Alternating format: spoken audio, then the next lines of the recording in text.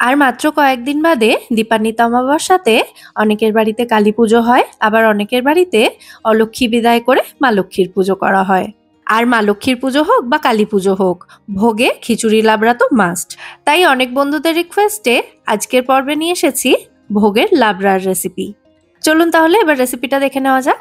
নমস্কার বন্ধুরা, মেঘার সাথে বাঙালিয়ানার আরো একটি নতুন পর্বে আপনাদের সবাইকে স্বাগত। রান্নাটা শুরু করার আগে আমি সমস্ত সবজি কেটে গুছিয়ে রেখেছি দুটো থালাতে, কোনটা আগে দেব পরে দেব সেই অনুযায়ী। তো এদিকে এই থালাতে রয়েছে ফুলকপি, বড় ডুমো টুকরো করে কেটে রাখা কুমড়ো, পেঁপে, আলু, রাঙা আলু, এদিকে রয়েছে মূলোর যে ডাঁটিগুলো রয়েছে শাকগুলো নিইনি, শুধু ডাঁটিগুলো অল্প নিয়েছি। আর তার সাথে রয়েছে থোর এবং গাজর। এই সবজিগুলো আগে দেব সেই জন্য আলাদা থালাতে রেখেছি। আর এই থালাতে রয়েছে ঝিঙে, পটল, অল্প বিনস, একটু কাটোয়ার ডাঁটা রয়েছে। কাটোয়ার ডাঁটা ছাড়া আমার মনে হয় লাবড়া অসম্পূর্ণ থাকে। এদিকে রয়েছে শিম, আর রয়েছে বেগুনটা আলাদা কেটে আমি জলে রেখেছি। আর এখানে রয়েছে অল্প একটু পালং শাক কিন্তু খুব বেশি পরিমাণে দেবেন না লাবড়াতে। এবার রান্নার দিকে চলে যাই। প্রথমেই আমি লাবড়ার জন্য একটা ভাজা মশলা তৈরি করব। তার জন্য একটা কড়াইতে নিয়ে নিচ্ছি 2 থেকে 3 টেবিল চামচ মতো গোটা জিরে।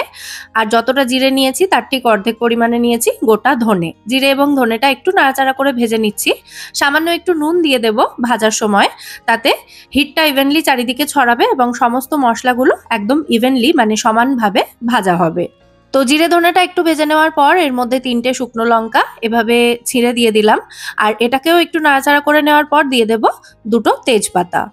মশলাগুলোকে 2 থেকে 2.5 মিনিট সময় নিয়ে ড্রাই রোস্ট করতে হবে, মানে শুকনো কড়াইতেই একটু ভেজে নিতে হবে। তারপর এগুলোকে নামিয়ে এগুলো গুঁড়ো করে রাখতে হবে। আধ ভাঙা করবেন, পুরো মিহি করে গুঁড়ো করবেন না। আর এই ভাজা মশলা তৈরিতে একটু ছোট এলাচ এবং মৌরি দিলেও ফ্লেভারটা খুব ভালো হয়, তবে আমি এই সময়টাতে মিস করে গিয়েছিলাম। পরে ওগুলো আলাদা করে ড্রাই রোস্ট করে মিশিয়ে দেব, সেটাও দেখিয়ে দেব যদিও। গোটা মশলাগুলো ড্রাই রোস্ট করে আমি কড়াই থেকে নামিয়ে নিয়েছি। ওগুলো একটু ঠান্ডা হলে তবে আধ ভাঙা করব। আর এদিকে এবার এই কড়াইতেই আমি দিয়ে দিলাম বেশ খানিকটা পরিমাণে সর্ষের তেল। অবশ্যই রান্নাটা সর্ষের তেলেই করতে হবে। তেলটা খুব ভালো মতো মানে ধোঁয়া ওঠা গরম করে নিয়েছি। তারপর এর মধ্যে 2 মুঠো মতো ছোট বড়ি দিয়েছি। এটা বিউলির ডালের বড়ি, তবে বড়ি দেওয়াটা এই রান্নায় কিন্তু একেবারেই অপশনাল। বড়িগুলোকে খুব ভালো করে ভেজে তুলে নিচ্ছি। তারপর এই তেলের মধ্যেই বেগুনগুলো দিয়ে বেগুনগুলোকে ভালো করে ভেজে তুলে নেব। লাবড়া রান্নাতে বেগুনটা আলাদা ভেজে যদি শেষে অ্যাড করা হয় তাহলে কিন্তু টেস্ট খুব ভালো হয়।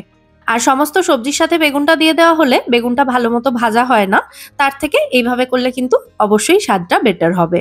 তো বেগুনগুলো আমি ভালো করে ভেজে নিচ্ছি। আর কোনো সবজির পরিমাণ কিন্তু এখানে আমি উল্লেখ করিনি। আপনারা নিজেদের পছন্দ অনুযায়ী সবজির পরিমাণ বাড়িয়ে বা কমিয়ে নিতে পারেন। শুধু খেয়াল রাখবেন কুমড়ো এবং বেগুনের পরিমাণটা একটু বেশি রাখার চেষ্টা করবেন। আর সব মিলিয়ে আমি এখানে টোটাল 15 রকমের শাকসবজি ব্যবহার করছি। যাই হোক, বেগুনগুলো ভাজতে ভাজতে পাশে এই ফ্রাইং প্যানটা বসিয়ে আমি ফ্রাইং প্যানের মধ্যে 1 চামচ মতো গোটা মৌরি আর 2টো ছোট এলাচ দিয়ে এগুলোকেও ড্রাই রোস্ট করে নিচ্ছি। এগুলো ড্রাই রোস্ট করে নিয়ে আগের মশলাগুলোর সাথে মিশিয়ে একসাথে আধ ভাঙা করে ভাজা মশলাটা তৈরি করে নেব। আর এই ভাজা মশলা কিন্তু যে কোনো নিরামিষ রান্নার প্রাণশক্তি বলতে পারেন। ভীষণ টেস্ট হয় যে কোনো নিরামিষ রান্নায় এই ভাজা মশলা ব্যবহার করলে। যাই হোক, এদিকে বেগুনগুলো ভেজে তুলে নেওয়ার পর কড়াইতে আমি আরো সামান্য একটু তেল দিয়ে দিচ্ছি। অবশ্যই কিন্তু সর্ষের তেলই দিচ্ছি। আবারও তেলটা ভালো করে গরম করে নিয়ে এর মধ্যে 2টো তেজপাতা, 2টো শুকনো লঙ্কা এবং 2 চামচ মতো 5 ফোড়ন দিয়ে দেব ফোড়নের জন্য। ফোড়নটা একটু নাড়াচাড়া করে ভেজে নিয়ে এর মধ্যে দিয়ে দেব এবার একে একে সবজিগুলো। প্রথমেই দিয়ে দেব কুমড়ো এবং ফুলকপিটা। কুমড়ো এবং ফুলকপিটা সামান্য একটু ভেজে নিয়ে তারপর ওই যে আগের থালাটাতে যে সমস্ত সবজি ছিল সব একসাথে দিয়ে দিলাম, মানে পেঁপে, আলু, রাঙা আলু, মূলো, থোর এবং গাজর। এগুলো একটু বেশি ভাজতে হয় এবং রান্না হতে একটু সময়টা বেশি লাগে, সেই কারণে এই সবজিগুলো প্রথমে দিলাম। এগুলো একটু ভেজে নেব, তারপর আর একটা থালায় যে সবজিগুলো আছে সেগুলো দেব। আপনারা কিন্তু এই লাবড়া রান্নায় কাঁচকলা, বরবটি এগুলোও দিতে পারেন। কাঁচকলাটা দেওয়া হলে এই সময় দেবেন, আর বরবটিগুলো যখন পরের থালার সবজিগুলো দেওয়া হবে সেই সময় দেবেন। তো এই প্রথম ব্যাচের সবজিগুলো হাই ফ্লেমে রেখে আমি কিছুক্ষণ ভেজে নিয়েছি। এরপর দিয়ে দেব পরের ব্যাচের সবজিগুলো, মানে ঝিঙে, পটল, কাটোয়ার ডাঁটা, তার সাথে একটু শিম দিয়েছি, সেগুলো এইবার দিয়ে দিলাম। কাটোয়ার ডাঁটা, থোর এবং মূলো এই 3টে সবজি কিন্তু আমার লাবড়া রান্নায় মাস্ট থাকবেই থাকবে। বাকি সমস্ত সবজির মধ্যে 2-1টা স্কিপ করা যেতে পারে, তবে এগুলো একেবারেই আমি স্কিপ করি না। আর লাবড়া রান্নায় অল্প একটু শাক আমি অবশ্যই দিই, সেটা যদি পালং শাক হয় পালং শাক অথবা নোটে শাকও দেওয়া যেতে পারে। আচ্ছা, পরের ব্যাচের সবজিগুলো দেওয়ার পর ওগুলো আমি ঢাকা দিয়ে কিছুক্ষণ ভাজা করে নেব। আর এদিকে আমি বেশ খানিকটা কাঁচা লঙ্কা, স্বাদ মতো দেবেন আপনারা, আর 3 ইঞ্চ মতো আদা নিয়েছি, এগুলোকে একসাথে মিহি করে বেটে নেব মিক্সিতে। তো কড়াইটা ঢাকা দিয়ে দিয়ে সমস্ত সবজিগুলোকে আমি ভালো করে ভেজে নিয়েছি। দেখতেই পাচ্ছেন সবজিগুলো এবার হালকা একটু জল ছাড়তে শুরু করেছে। তো এই সময় এর মধ্যে আদা কাঁচা লঙ্কা বাটাটা দিয়ে দিলাম। এবার আবারও গ্যাসের ফ্লেমটা হাইতে করে আদা কাঁচা লঙ্কা বাটাটা সমস্ত সবজির সাথে ভালো করে একটু ভেজে নেব, যাতে আদার কাঁচা গন্ধটা চলে যায়। আর এই সময় এর মধ্যে নুন হলুদটাও অ্যাড করে দেব। নুনটা তো অবশ্যই স্বাদ অনুযায়ী দিতে হবে। আমি এখানে 1 টেবিল চামচ মতো নুন দিলাম, আর তার সাথে দিয়ে দেব 1 চামচ মতো হলুদ গুঁড়ো, মানে 1 চা চামচ মতো দিয়েছি। তারপর আবারও সমস্ত উপকরণ একসাথে খুব ভালো করে নাড়াচাড়া করে মিশিয়ে দিচ্ছি। এই সময় দেখবেন সবজিগুলো একটু জল ছাড়তে শুরু করবে, যেহেতু নুনটা দেওয়া হয়েছে। তো তারপরই এর মধ্যে দিয়ে দিতে হবে কেটে ধুয়ে রাখা পালং শাকটা। লাবড়াতে অল্প একটু শাক ব্যবহার করলে টেস্ট অবশ্যই বেশি ভালো হবে, তবে চাইলে এটা স্কিপও করতে পারেন। আর আমরা যেহেতু এখানে লাবড়া বানাচ্ছি, শাক চচ্চড়ি একদমই বানাচ্ছি না, সেই কারণে শাকের পরিমাণটা কম দিতে হবে।